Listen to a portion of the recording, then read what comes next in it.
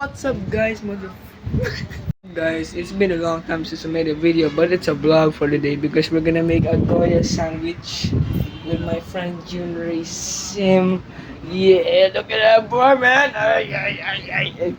Yeah, this is my classmate. We're about to graduate on May 31. Yeah, yeah, yeah, man. Yeah, boy. Alright, first we grab a Oh! damn bread.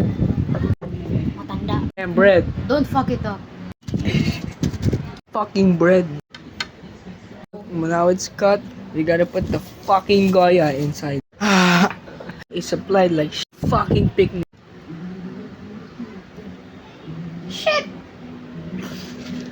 Angkot mo.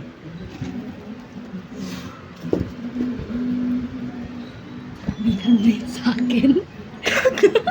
Oh, it looks like fry. Fucking close it. Yeah. Yeah. Yeah. An Italian chocolate bread. If you don't know that this is Italian, tag an Italian.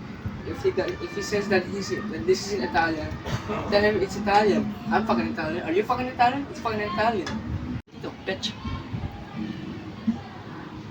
I mean, it's fucking Italian.